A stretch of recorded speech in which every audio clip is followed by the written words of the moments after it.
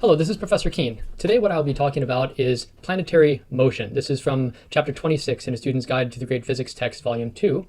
And in this chapter, we talk about book 3 of Newton's Principia. And this chapter is where Newton reminds us of the current state of affairs, the current belief about the system of the world. And by that he means the configuration or the shape of the solar system. So before I start talking about Newton's beliefs, I should probably give you some background about the current state of affairs. So this is something that I spend quite a bit of time talking about in my Physics 101 class, my course on Introduction to Astronomy. So I'm going to give you a very brief outline here, but hit some of the salient, most important points. So Newton, remember, was writing this in about 1687. That was the first edition of his Principia. What had happened in the immediate history, very recently, is there was a transition from a geocentric to a heliocentric worldview. And this is really ushered in by Copernicus. Copernicus in 1543 wrote a book entitled On the Revolutions of the Heavenly Spheres. And in this book, what he did is he argued that all of the planets were riding on circles or spheres around the sun. So the sun was at the center of the universe. He would say the world. We would now say the universe. He believed the sun was at the center of the universe, and the planets were all revolving on these spheres around the sun. This was not a completely new view. Okay, so there were ancients that believed that the Earth was one of the planets going around the sun, particularly the Pythagoreans. The Pythagoreans were around before the time of Aristotle. Aristotle was about 300 BC. The Pythagoreans believed that the Earth was one of the planets. But Aristotle argued against the Pythagoreans. Aristotle argued that the Earth was at the center of the universe. That's the geocentric worldview. So it wasn't like everybody believed that the Earth was the center up until Copernicus. There were a significant number of people who believed that the Earth was a planet, but Aristotle, and then after him Ptolemy, presented what I think were fairly convincing arguments that the Earth should be considered to be at the center. And that viewpoint that Aristotle espoused and Ptolemy espoused against the Pythagoreans back in ancient Greece, and then during the time of the Roman Empire in the case of Ptolemy, was what persisted throughout the Middle Ages. And in fact, Ptolemy's book, the Almagest, was the most popular astronomy book in the history of the world. It was used from the time of Ptolemy in the 2nd century AD up until basically the 1500s, the time of Copernicus. And that taught geocentrism. So when Copernicus came on the scene and wrote his book on the revolutions of the heavenly spheres in 1543, he argued in what he thought was a convincing way that we should reorient reconfigure the solar system, our model for the solar system, and consider the sun to be at the center. Copernicus, by the way, was a conservative in the sense that he wanted to retain as much of the Aristotelian ideas as he could. He simply wanted to assign a new body to the center of the universe. He wanted to put the sun rather than the Earth at the center. Significantly, he believed, just like Aristotle, that there were enormous spheres, kind of crystalline spheres, that were carrying the planets around. He just thought that these spheres were centered on the sun, unlike Aristotle, who believed that those spheres were centered on the Earth. So that brings us up to about 1543. Then comes Kepler. So Johannes Kepler was a Lutheran theologian. Well, he wanted to be a theologian at first, and then he decided to become a mathematician and a scientist. And what he did is he worked for a man named Tycho Brahe. Tycho Brahe was a Danish astronomer, probably the most famous astronomer of his time in the 1600s. Tycho Brahe was a wealthy nobleman who owned an island and built an observatory, probably the most sophisticated astronomical observatory that the world had ever seen at that point. And Kepler was a student of his. And when Tycho Brahe died, Kepler inherited all of his astronomical tables and his research, all of the data he had collected over decades. And when Kepler was analyzing the data that Tycho Brahe had collected, he found that it would be a better model of the planets to claim that the planets move not in circles around the sun, but they move in ellipses around the sun. Now, this might sound like a very minor change. After all, he, just like Copernicus, believes that the planets go around the sun.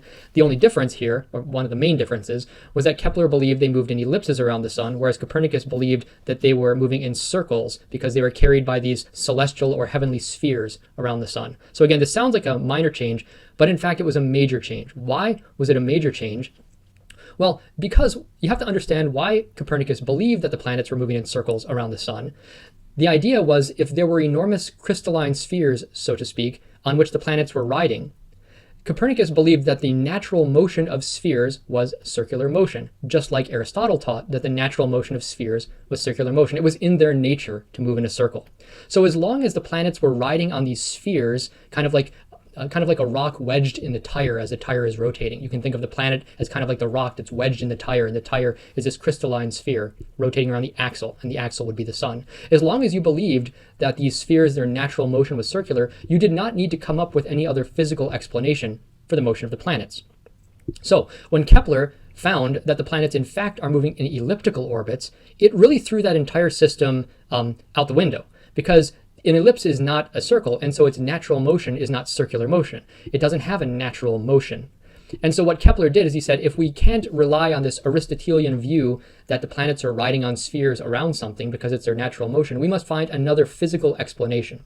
And this is really what Kepler tried to do. He said, whatever laws we come up with to govern the motion of things here on Earth, like falling objects and moving magnets and so on, those are the same laws that should apply in the heavens. That is, they should apply to the celestial objects, the planets and so on. And we really need to come up with a new physics, a new understanding of the motion of objects. So Kepler's reevaluation of the data that showed the motion of the planets really ushered in a reanalysis of how we even think about the motion of objects, both in the sky, in the heavens, and here on Earth. Okay. Now, Kepler speculated quite a bit about what the cause of the motion of the planets would be. And he thought that the sun, which was at the center, was emanating some kind of force from it, kind of like a magnet, like a magnetic force. And as the sun was spinning around, these rays of magnetic force were kind of like a whirlpool dragging the planets around in circles. So he identified the sun as a source of motion of the planets, but he identified that the force as more like a magnetic force, so to speak. He does say that he was inspired by the work of William Gilbert, who had just published his famous book On the Magnet in 1600. So those of you who have taken my Physics 202 class will have read some sections of William Gilbert's On the Magnet. William Gilbert's work on magnetism did in fact influence Kepler, and Kepler thought that magnetism was the cause of motion of the planets. Okay, so let's take another few minutes to explore the ideas of Kepler. Specifically, we're going to look at Kepler's 3 laws of planetary motion. These are not to be confused with Newton's 3 laws of motion. These are Kepler's 3 laws of planetary motion. And these Kepler's 3 laws of planetary motion, then, are going to be invoked by Newton when he develops his law of gravity. So I'm going to turn off my webcam and draw some pictures that illustrate Kepler's 3 laws of planetary motion. Okay, so let's talk about Kepler's first law of planetary motion. Let me get my pen out in just a moment. Okay, so Kepler's 3 laws of planetary motion. Again, not to be confused with Newton's 3 laws of motion. Kepler's. Okay, and this, by the way, is these were articulated by Kepler in his book, The Epitome, this is the reference, Epitome of Copernican Astronomy. It's kind of his re-evaluation of Copernicus's worldview, and I frankly don't remember the date in which this was published. Let me just throw out the date. I want to say 1640s, but I don't recall exactly. Copernicus was 1543. Kepler wrote this in the 1640s, I think, 1643 maybe, and then Newton writes his Principia in 1687. So that gives you some of the timeline here. So what are Kepler's 3 laws of planetary motion? Again, we spend more time about this in my Physics 101 class, my Intro to Astronomy, so I'm just going to briefly go over these with you because they're going to be useful in understanding Newton's universal law of gravitation. So Kepler's first law. The first law is that planets move in ellipses around the sun, and the sun is located at one of the foci of the ellipse. Okay, so if I were to draw a picture, you can imagine that this would be the trajectory of a planet around the sun. So the sun, I'll make it yellow, the sun is located at one of the foci of the ellipse. And the planet, let's make this Mars. We'll make it red. So here's Mars. Each planet has a symbol. The symbol for Mars is a symbol for male. There you go. So Mars is moving in an elliptical orbit around the sun, but so too is Jupiter, Saturn, Venus, Earth, and so on. So they move in ellipses around the sun, and the sun is at one of the foci of the ellipse. You might ask, well, people usually do, well, what's at the other focus of the ellipse? Because remember, an ellipse has 2 foci. Well, nothing. It's just the sun is at one and there's nothing at the other. Well, maybe there's dust or something in space, but there's nothing of importance at the other focus. Remember, by the way, if you don't remember how you construct an ellipse, well, there's several ways of describing an ellipse. One of the ways to think about an ellipse is, let's suppose you had, you can make one right now. If you have 2 pencils, you put 2 pencils down on your desk, These are the two pencils. It's kind of a top view pointing at the desk. And you take a loop of string, and this loop of string, you tie it around the two pencils, and you take a third pencil and you pull the string tight. So this would be your third pencil right here. And what you do is while pulling it tight, you simply go around like this, and the curve that you trace out, that will be the ellipse having those two foci. And so strictly speaking, an ellipse has the sum a plus b, the distance from this pencil point to this, and the distance from the pencil point to this, a plus b equals a constant. So this is maybe just a little bit of a reminder for you about how to construct an ellipse. Anyhow, that's not that important. The important point is that Kepler, in analyzing Tycho Brahe's meticulously collected data over many years, he found that the planets, in fact, do not move in circles around the sun, but in ellipses. These are also, to be sure, fairly squashed ellipses, not squashed, they're pretty circular ellipses. They're pretty close to a circle. Only Mercury has a very squashed ellipse. The other planets are fairly circular orbits, but nonetheless, they are not circles, they are ellipses. Okay, that's law one. What about Kepler's second law of planetary motion? Well, if you look at a planet as it's going around the sun, and you draw a line from the sun to the planet, we'll call that a radius, although it's not technically a radius because it's not a circle. But if you draw a line from the planet to the sun and you move it around, we will notice that that radius sweeps out equal areas in equal times. So I'll write that equal areas are swept out in equal times by a radius drawn from the planet to the sun while executing its orbit. Okay, so if I were to draw a picture of this, so again, I'll draw an ellipse like this, kind of exaggerating the ellipticity of it. We'll put the sun here at one of the foci of the ellipse. Okay, here's the sun. Let's make it nice and yellow. And we'll use Mars once again. So for instance, if you were to put Mars right here, and then wait 1 month, Mars, let's suppose, moves that distance. Okay, that's during 1 month. During 1 month, the planet moves from there to there. And if we were to draw a radius from the planet to the sun, that radius is going to sweep out some area right here. Okay, now if you wait a while until Mars is over here, it's going to be moving still. And during 1 month, it's going to move, let's say, from there to there. This is 1 month. And if you were to draw a radius from the sun to Mars here, and the sun to Mars here, and you were to find the area swept out right here, this area, A2, and this area, A1, are equal.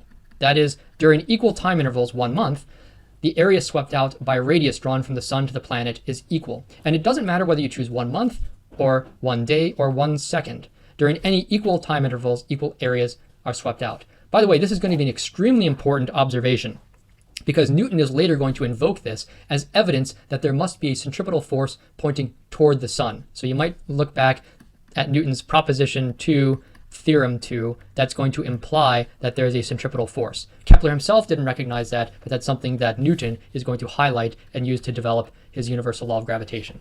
Okay, let's move on to law 3. Law 3 is a little bit more mathematical. It compares, it says, let's suppose we're looking at Mars's orbit around the sun, and we're also looking at, let's say, Jupiter's orbit around the sun. Well, you could measure how much time it takes Mars to get around the sun. That would be the period of Mars's orbit. And you could also measure the time it takes Jupiter to get around the sun. That would be the period of Jupiter's orbit. And you can compare those two periods, and Jupiter's is going to be longer than Mars's. But it's not just longer than Mars's in kind of a random sort of way. It follows a particular mathematical relationship. And here's what that mathematical relationship is. Kepler says that the periodic orbital times of any two planets, so this could be Mars and Jupiter, it could be Jupiter planets, or it could be Venus and Mars, it could be Venus and Jupiter, of any two planets, are in the, here's this word again, the sesquiplicate ratio. I didn't make this up.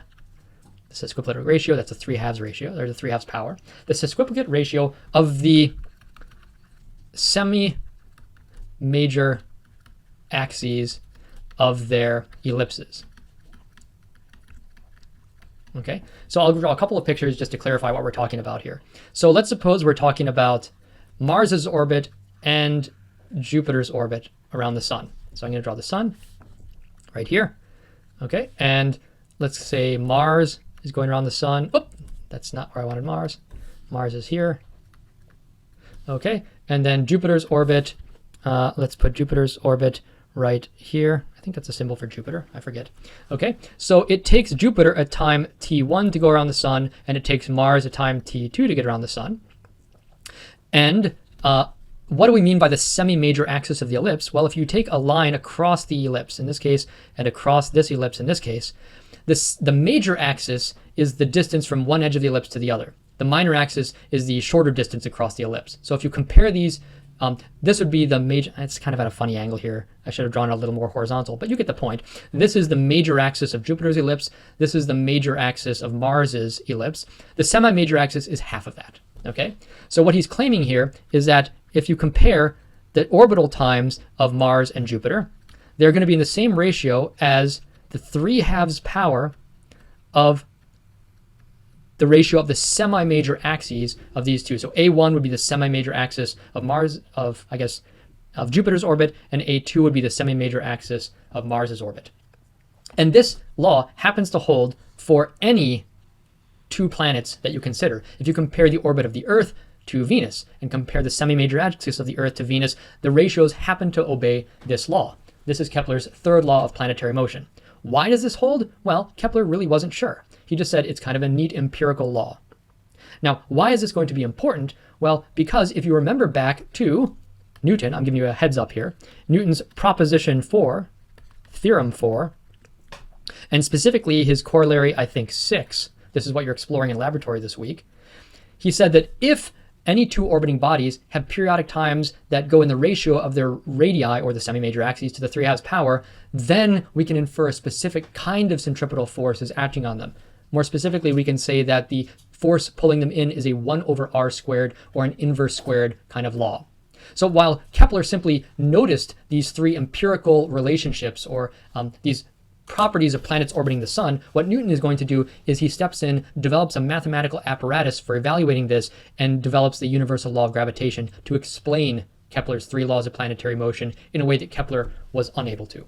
Okay, so we've just talked about Kepler's three laws of planetary motion. Before that, I talked about some of the history of the geocentric and heliocentric worldviews, and the next time we get together, we're going to jump back into Newton's Principia and talk about his phenomena, where he's kind of reminding us about the state of affairs in astronomy at the time.